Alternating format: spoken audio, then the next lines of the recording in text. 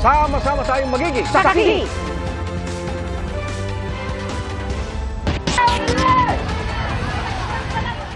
Nilamon na apoy ang mahigit 100 bahay sa 2 purok sa barangay 5A Bangkerohan sa Davao City. Mabilis na kumalat ang apoy dahil gawa sa light materials at dikit-dikit pa ang mga bahay. Kinailangan pang umakyat ng bubong ang ilang volunteer na tumulong sa pag-apula ng apoy. Ayon sa isang residente, may sumabog habang nag-welding sa isang ginagawang bahay sa lugar. Inilikas sa mga apektadong residente sa gym ng barangay. Inaalam pa ang sanhi ng sunog.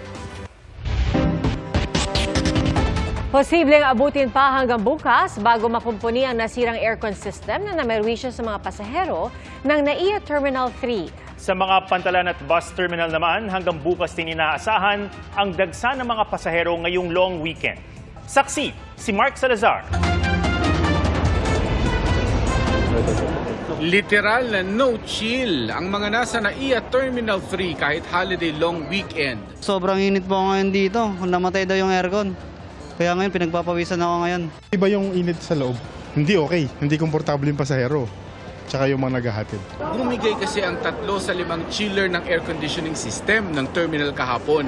Napansing hirap din ng iba pang chiller. Kahapon, nagkaroon ng monitoring ang ating engineering at may napansin sila na mataas na temperature, no? Yung operational temperature ng 3 chillers, no? Chillers 1, 2, and 5. And because of their recommendation, concerned sila na kapag pinabayaan ito, baka mag-cause pa ng damage sa ibang part ng cooling system, no? So, si GM Eric Ines decided to turn it off muna to have it checked. Nag-deploy ng portable cooling units ang Manila International Airport Authority.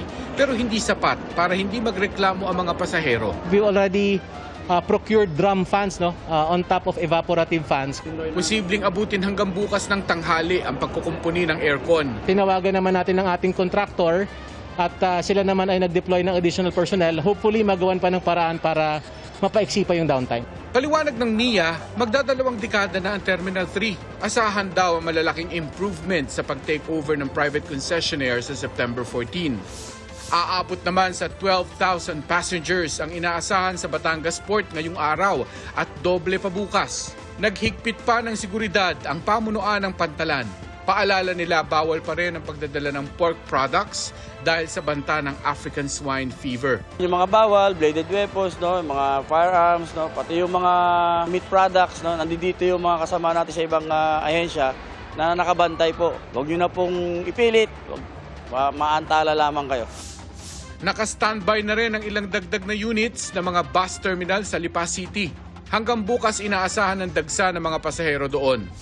Kahapon naman, nagsimulang bumiyahe mula Iloilo City ang mga pasaherong uuwi sa iba't ibang bahagi ng Iloilo Province, Capiz at Aklan. Sa Subong, manageable man ang flow ng pasahero. So, as in nangangamon nga trips. In case kung may influx ng pasahero, nag-extend to me.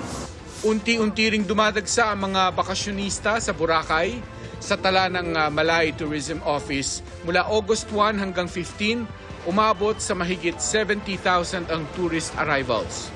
Asahang madadagdagan pa yan ngayong long weekend. Kasama sa mga binabalik-balikan doon ng iba't ibang water sports activities. Abiso sa mga turista, makipag-usap lamang sa mga accredited na aqua sports provider. Para sa GMA Integrated News, Mark Salazar, ang inyong saksi. Matapos ang big-time price hike nitong Martes, big-time rollback naman ang inaasahan sa huling Martes na Agosto. Ang sa DOE Oil Industry Management Bureau, batay sa 4-day trading, mahigit 2 piso kada litro ang posibleng tapyas sa presyo ng diesel. Hanggang piso at 35 sentimo naman kada litro ang maaaring bawas presyo sa gasolina. At sa kerosene naman, posibleng hanggang 2 piso ang rollback. Ang sa DOE OIMB, kabilang sa madahilan nito ang paghina ng global demand. Nasa Indonesia pa rin si dismissed Bamban Mayor Alice Guo batay sa impormasyong nakuha ng Bureau of Immigration. Ang kapatid naman niyang si Sheila, bukod sa patong-patong na reklamo, nahaharap din sa deportation case. Saksi, si Salima Refran. Sheila, Chinese ka daw kayo? Ma'am Sheila? Ma'am Sheila, Chinese daw kayo?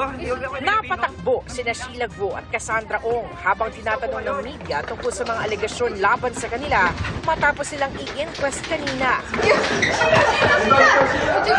Naharap ang kapatid ni Alice Guo na si Sheila at negosyanteng si Cassandra sa mga reklamong obstruction of justice, harboring a fugitive at paglabag sa Passport Act. Bailable ang mga reklamo laban sa dalawa, pero ayon sa NBI, hindi sila pwede basta pakawalan. Remember that we are holding them, both of them, by virtue of a warrant issued by Senate and Congress in the ordinary court where they can request to post bail immediately kahit holiday.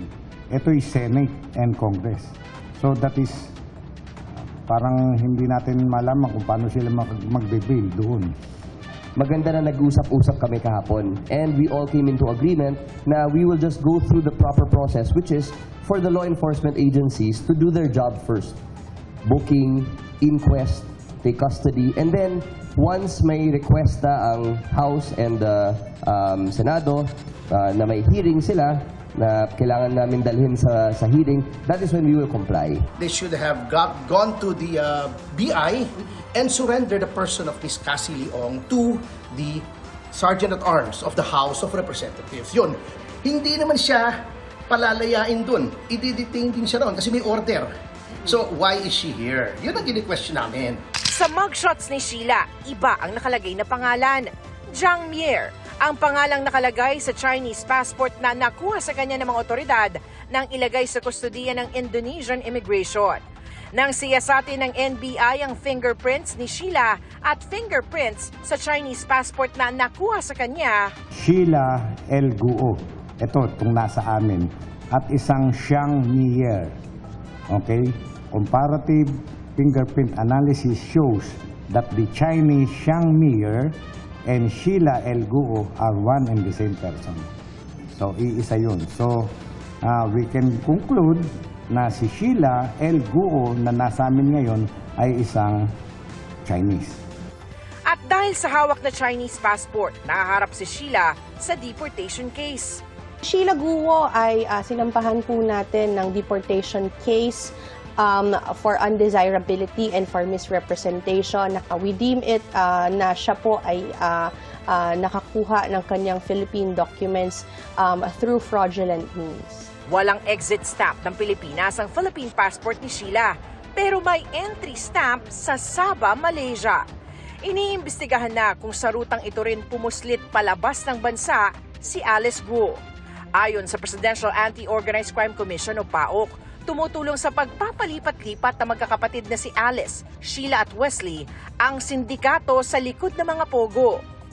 Kabilang dyan ang Singaporean na si Zhang Ji at ex-Chinese policeman Duan Renwu ng Porac Pogo na naisyuhan na ng Immigration Lookout Bulletin Order dahil sangkot umano sa human trafficking.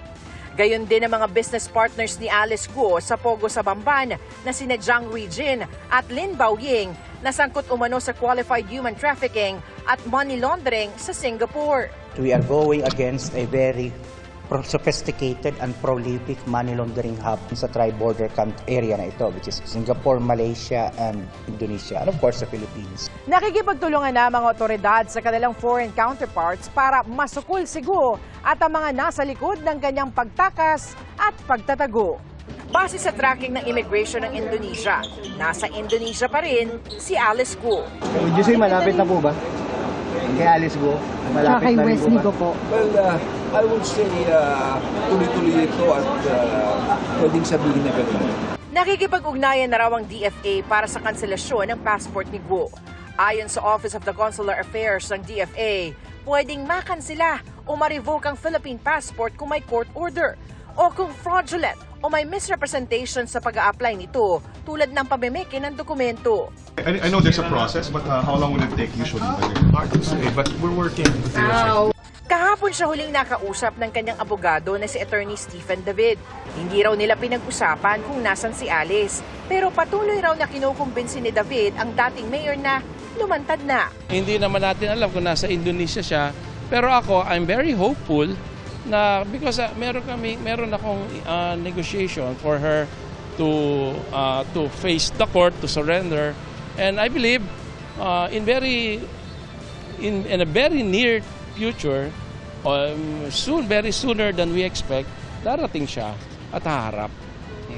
I don't think kailangan pa niya maaresto o mahuli. She's very cooperative. Meron lang siyang agam-agam sa kanyang security na I'm still working on that. Ayon din sa NBI, mananagot ang notary public na si Attorney Elmer Galicia kung mapatunayang nagsisinungaling siya nung sinabi niyang nakita niya ng personal si Alice noong manumpa ito sa counter affidavit.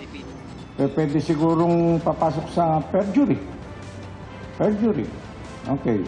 But sa administratively, bilang abogado siya, it may cause his license or suspension kung mapatunayan na nagsisinungaling siya. Hinihinga namin ng panig si Attorney Galicia. Para sa GMA Integrated News, Salima Refran, ang inyong saksi. Bago sa saksi, natapos ng troubleshooting ng NIAA sa nasirang aircon system sa NAIA Terminal 3 bandang alas 7 ngayong gabi. Hindi pa raw naabot ang ideal temperature pero mas malamig na sa airport ngayon kumpara kanina. Tinutugis ang suspect sa pagpatay sa empleyado ng department store na pinagbabaril ng malapitan sa Tondo, Maynila. Papasok sa trabaho ang biktima nang mangyari ang krimen. Saksi, si Chino Gaston. Naglalakad sa Herona Street sa barangay 86 sa Pritil, Tondo sa Maynila ang isang lalaki nang salubungin siya ng isang motorcycle rider. Ang rider bumunot ng baril at 2 beses binaril ang lalaki. Ang lalaking kasabay na naglalakad ng biktima, dali-daling tumakbo. Walang plaka ang motorsiklo ng gunman. Ayon sa mga opisyal ng barangay, alas 7:30 ng umaga, makikita sa ibang kuha ng CCTV ng barangay na paikot-ikot sa lugar ang gunman at tila may hinahanap at inaabangan. Po niya, meron siya nadinig na salita pero hindi daw po niya maintindihan. At narinig po niya yung 2 putok po ng baril. Base sa impormasyon ng barangay, empleyado ng department store sa Maynila ang biktima at papasok ng trabaho ng Tampangan. Tumanggi munang magbigay ng pahayag ng Manila Police District habang nagsasagawa ng follow-up operations para matukoy at mahuli ang suspect.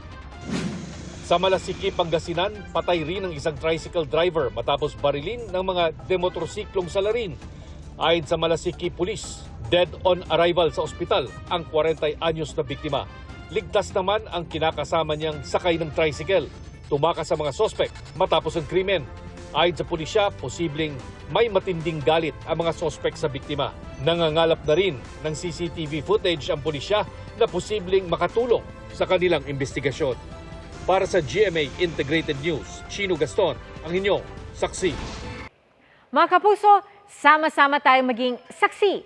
Mag-subscribe sa GMA Integrated News sa YouTube at para sa mga kapuso abroad, samahan niyo kami sa GMA Pinoy TV at sa www.gmanews.tv.